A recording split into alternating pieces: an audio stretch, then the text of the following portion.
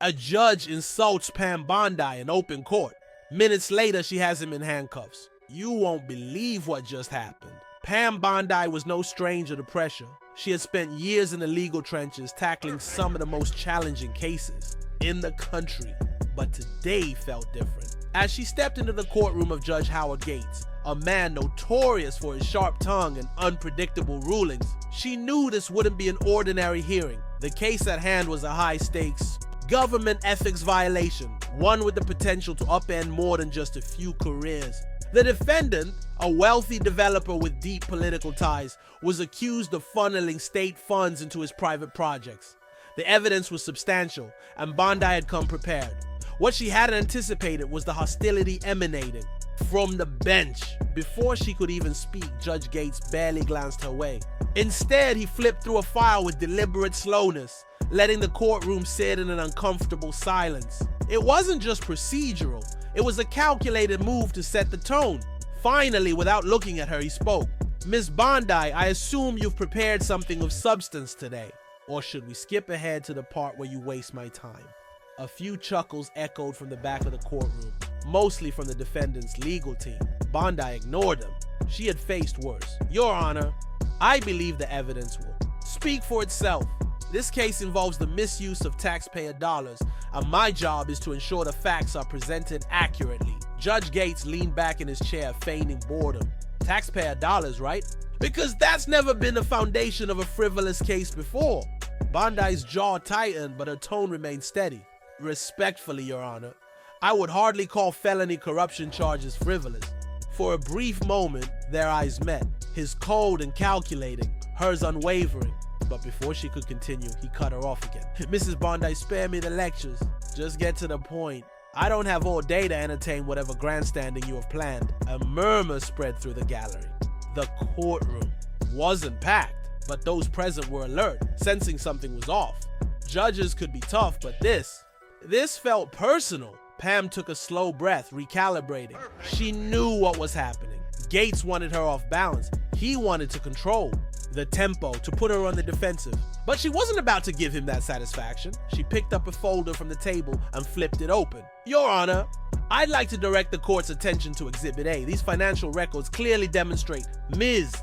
Bondi, Gates interrupted. Do you always insist on drowning people in paperwork?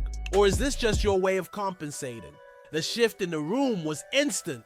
The defense attorney smirked. A few reporters exchanged glances, but Bondi didn't flinch.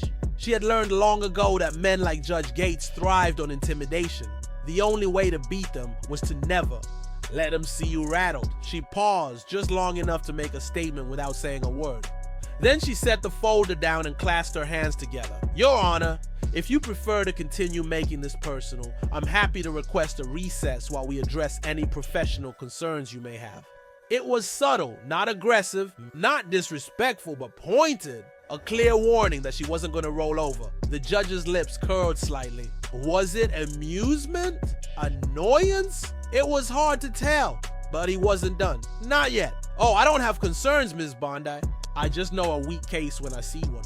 This time, the reaction wasn't just murmurs. A few gasps escaped, and someone whispered under their breath. This wasn't how a judge was supposed to conduct a hearing. Pam could feel the weight of the room shifting, eyes darting between her. And Gates like a tennis match. But she wasn't going to engage in a shouting match. That's what he wanted.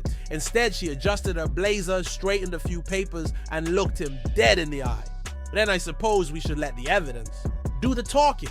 But as she spoke, she caught something in his expression. Not just arrogance or condescension. There was something else. A flicker of something deeper. Like a man who had a stake in the outcome of this case. And that's when she knew. This wasn't just about courtroom theatrics. Judge Gates wasn't just being combative for sport. He had something to hide. But what he didn't know was, so did she. Pam Bondi had been in plenty of tense hearings before. But this was something else. Judge Gates wasn't just ruling from the bench, he was playing a game. A calculated, deliberate attempt to undermine her in front of the entire courtroom. Pam!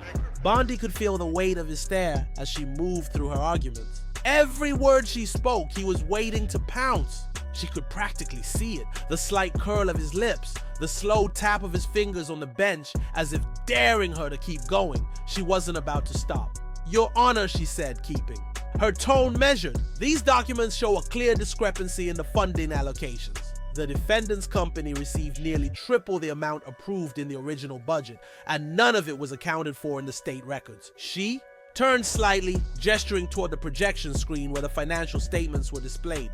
"Now, if you look here, Miss Bondi." Gates cut in, his voice carrying that same smug edge. "I hate to interrupt your presentation. Really, I do. But I think we've seen enough numbers for one day." Bondi glanced at him, then back at the screen. He wasn't even trying to hide it anymore. "Your Honor, with all due respect, these numbers are the foundation of the case." "Right," he scoffed. "And yet I fail to see anything that justifies wasting the court's time like this." There it was again, that word. Wasting time. He was trying to bury this case before it even got off the ground. She heard a soft rustle behind her, the sound of the prosecution team shifting, exchanging looks. They felt it too.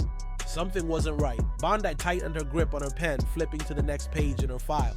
"Your Honor, I'd like to submit a motion to..." "Denied." Silence. She looked up. "I haven't even stated the motion yet." "And yet I can already tell you it's going nowhere," Gates said, leaning forward, resting his elbows on the bench. "Let's be honest, Miss Bondi. This entire case is built on speculation, a little creative accounting, and suddenly you're crying corruption." The defense attorney, a middle-aged man in a navy suit, smirked. He hadn't had to say a word. Gates was doing all the work for him. Bondi exhaled slowly. "Your Honor, are you refusing to allow my motion before hearing its contents?" A pause. "A beat too long. I'm refusing to indulge this circus act any longer." The courtroom wasn't just tense now. It was shifting. Eyes darted, heads turned. Even the reporters in the back were scribbling faster. Bondi caught the glance of one of the jurors, a woman in her 50s wearing a dark blazer. The woman's brows furrowed, lips pressed together. She wasn't the only one taking notice. The problem with arrogance? It makes people pay attention. Bondi squared her shoulders. "Very well, Your Honor. Then let's proceed with the next piece of evidence." She turned back to the screen, clicking to the next slide. "This document, obtained through a subpoena, shows that..." "Ms. Bondi!" The tone was different. This time, a shift. She stopped, looked at him. Judge Gates was no longer leaning back in his chair, no longer wearing that smug expression. His hands were clasped now, his mouth a thin, hard line. Something had changed. "Approach the bench." It wasn't a request. She hesitated, then set her papers down and walked toward him. The courtroom hushed. When she reached the bench, he lowered his voice just enough so only she could hear. "I'd strongly suggest you reconsider the direction you're taking here, Miss Bondi." She tilted her head slightly. "Excuse me? I'm saying," he murmured, "that some fights aren't worth having." She let that sit in the air between them. Then slowly, deliberately, she leaned in just an inch closer. "I don't scare easily, Judge Gates."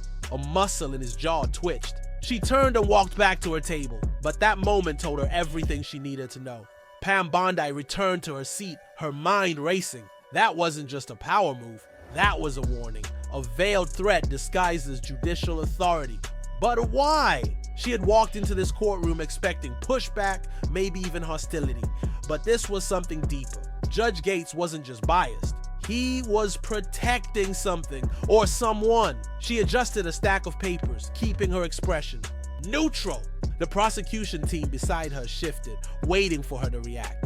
She didn't, not yet. Instead, she lifted her chin and faced the judge. "Your Honor, I'd like to continue presenting my evidence." Gates didn't respond immediately. Instead, he let the silence linger as if deciding how far he wanted to push.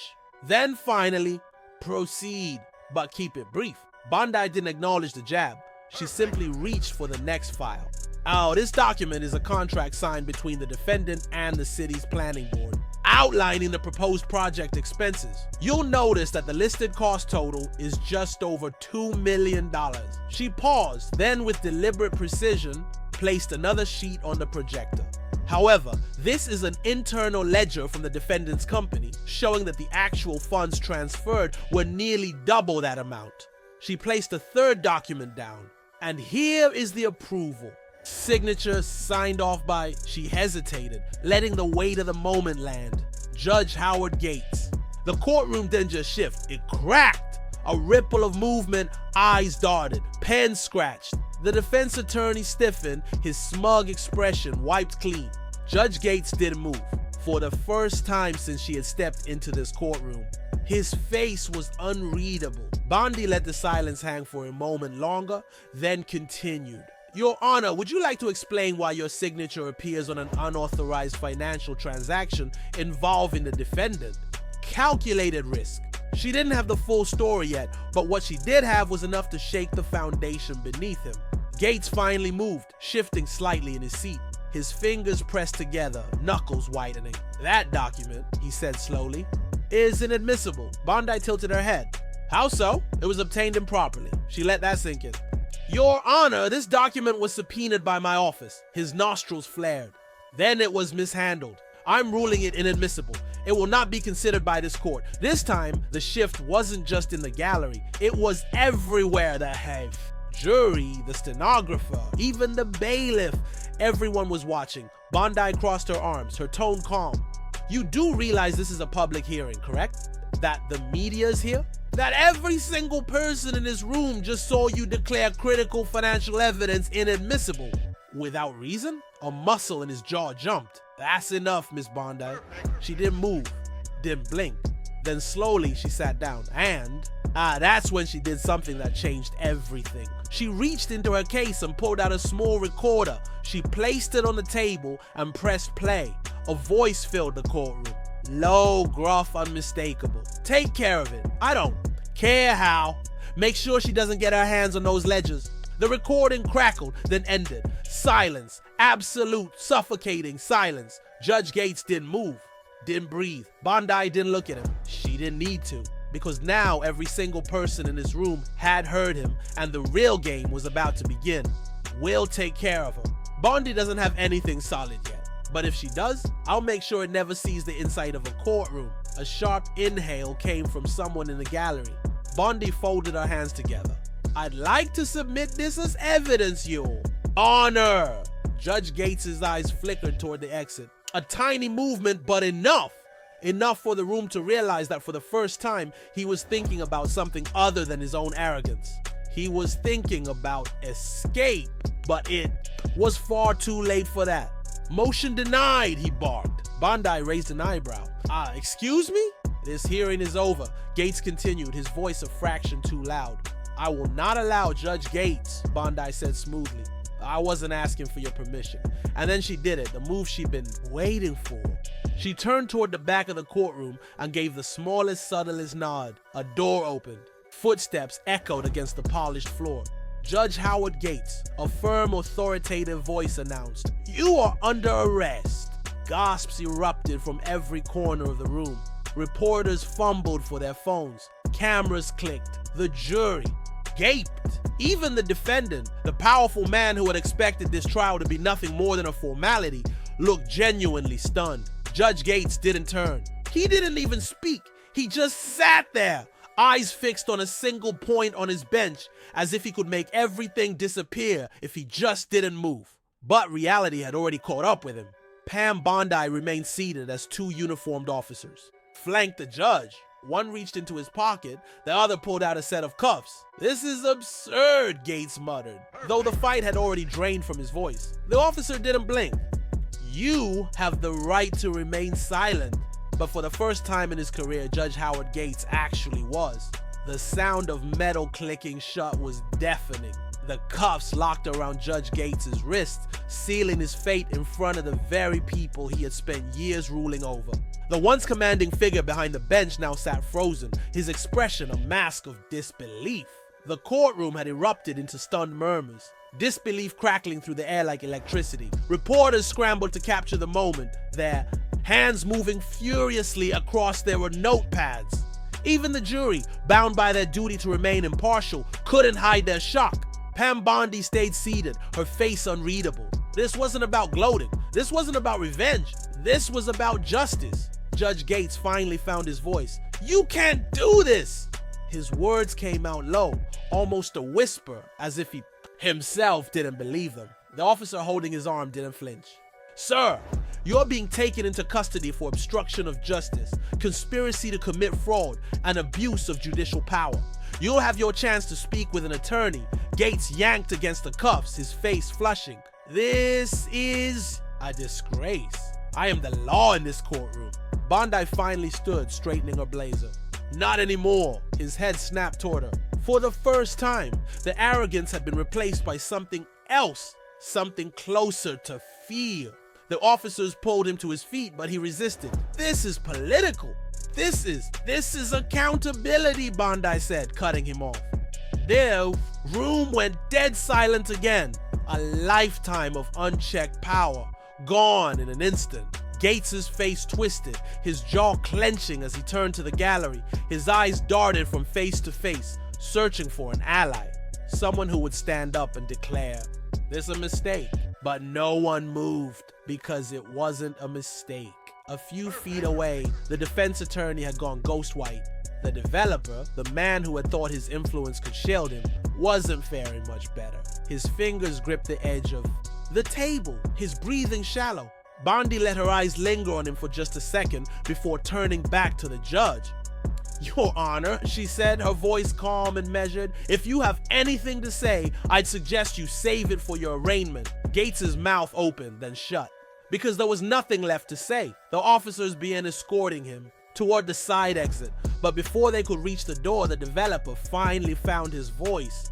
Wait! His chair scraped against the floor as he shot up, eyes darting between Gates and Bondi.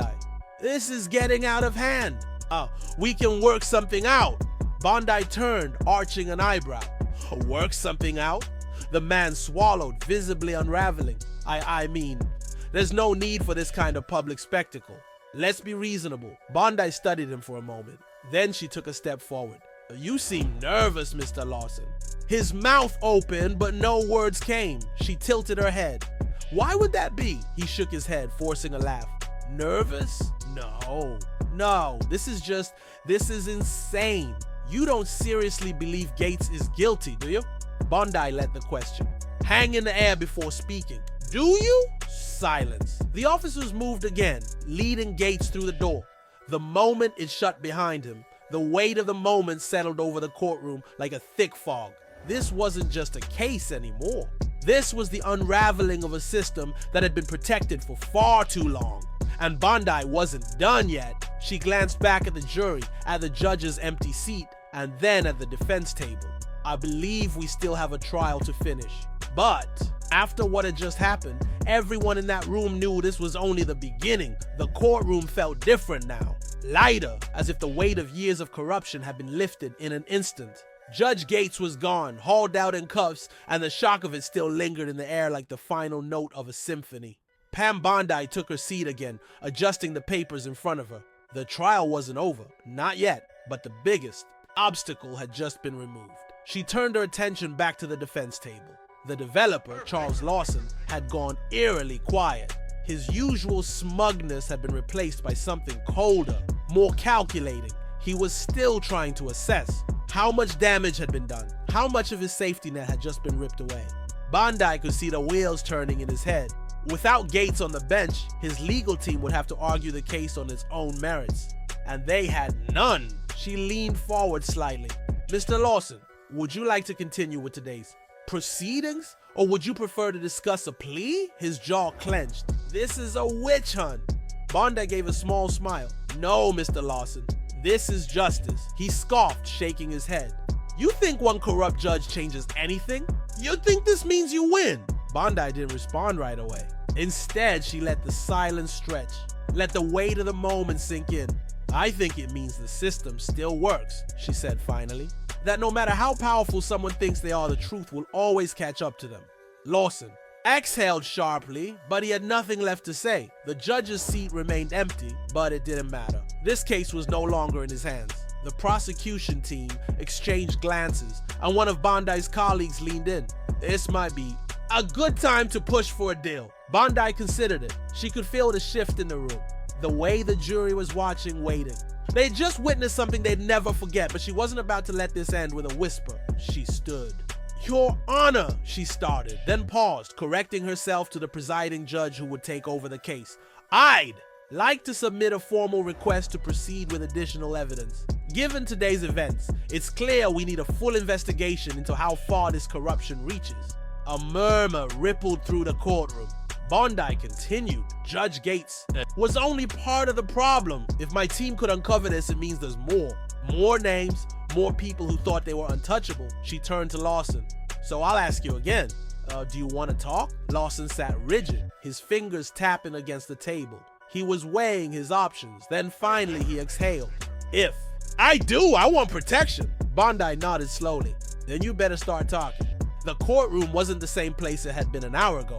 The balance of power had shifted. The walls that protected the powerful had started to crack, and Pam Bondi had just sent a message to everyone watching. No one is above the law. As the bailiff called for order, and the trial prepared to move forward, the reporters in the back of the room rushed to get their stories out. This wasn't just another case. This was history, and it was only the beginning.